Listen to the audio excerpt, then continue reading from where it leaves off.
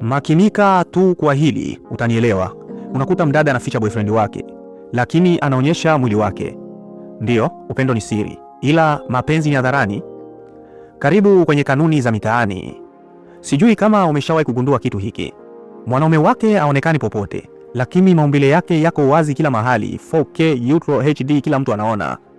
Sasa subiri kidogo, tumchambue huyu kama karanga za Saida Karoli. Kwa nini analinda mahusiano yake kwa siri, lakini anapromote mwili wake hadharani? Hii yote ni kwa sababu attention ni sarafu, wazungu wanaita currency, na baadhi ya watu wamekuwa wajasiriamali kwa tamaa zao. Wanaweka tamaa zao kwenye kutaka mali kupitia attention. Kila mtu akimtupia attention, basi anapata views za live. Kama kweli huyo anayefichwa ndio mwanaume wake wa kweli, kwa nini dunia nzima inaalikwa kumwangalia yeye? Elewa vizuri bro, hii sio swala la wivu au insecurity. Hii ni mbinu, strategy. Mwanamke anaweza kumficha mwanaume anayemthamini, lakini akaonesha toleo lake linalovutia macho ya watu ili kuacha milango ya chaguo wazi. Hiyo tu ndio njia moja. Labda kuna wewe hapo unayeweza kumchagua tena.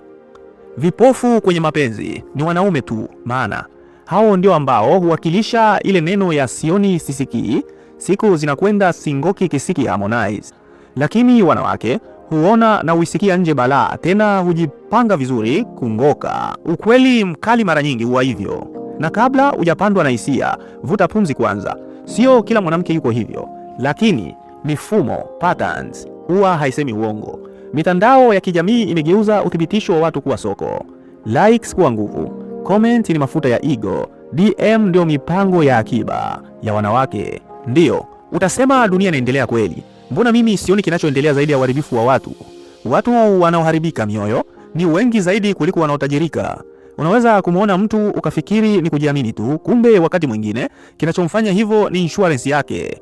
Sasa hapa ndipo wanaume wengi ukosea.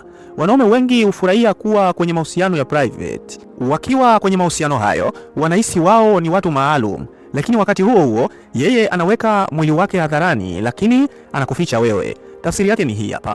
Wewe ni chaguo tulivu kwake. Utulivu ni kitu kizuri kuwa nacho, lakini jiulize, kama anakuficha, anakulinda kweli? Au anajiweka kwenye nafasi ya kupata mwingine atakayemchagua aliyo bora zaidi yako? Au ndo bado anakuweka kwenye mabano? Hebu twende zaidi ndani. Wanaume humpenda mwanamke kwa uzuri wa macho, lakini wanawake hupenda usalama na hisia. Tena kitu kinachowafanya waendelee kuvutiwa ni siri, mystery, na nguvu ya kiume. Sisemi nguvu za kiume, ila nguvu ya kiume, power. Na hii ndio sababu ilionifanya niandike kitabu cha kanuni 7 za kijana mtukutu, kwa sababu kuwa nice guy utathaminiwa, lakini kuwa na edge utakumbukwa. Kuwa mtukutu brother, ili ukumbukwe. Mwanamke anayekuficha ficha, kuwa naye makini sana. Acha mahusiano yetu yawe private. Kivipi sasa? Nikujulishe tu, kwanza umefika nusu ya video hii, na kama bado unaendelea kusikiliza vizuri, hiyo inaonyesha unafikiria vyema. Kama unataka maelezo kamili kuhusu jinsi ya kusawazisha uongozi, siri na uthabiti wa hisia, nitumie neno mtukutu inbox. Nitakutumia linki ya kitabu hiki na naamini kitakusaidia sana. Sasa turudi kwenye somo. Kanuni ya kweli ya mtaani ni hii hapa. Mapenzi ya private yana nguvu ndio, lakini tamaa ya hadharani inaleta faida kwa wanawake. Kama mwanamke anaonyesha mwili wake na dunia nzima inaona, lakini anaficha mahusiano yake, basi anaacha soko likiwa wazi na karibu kila mtu kuingia. Na kama wewe ndio mwanaume ambaye uko kwenye hali hiyo, jiulize swali moja tu. Je, umechaguliwa kweli au wewe ni rahisi kupatikana tu? Kwa sababu mwanamke anayemheshimu mume wake kweli hamfichi kwa sababu ya mbinu, anamficha kwa sababu ya kumlinda, na hahitaji kuonyesha mwili wake hadharani ili ajisikie kuwa na thamani. Hii ndiyo kanuni ya mtaani brother. Acha kudanganywa na pixels za mtandaoni. Anza kuelewa mifumo ya tabia za watu. Na kumbuka, kama mapenzi ni private lakini tamaa ni public, basi wewe sio peke yako unaiangalia. Hapo hapo toa red card kumwoa huyo, maana ni kituko kama vituko vingine tu na anakudanganya sana. Ukimuoa, shauri yako. Jua ukweli na ukweli utakuweka huru. Unavyozidi kujua ya kweli, unajua ya Mungu zaidi.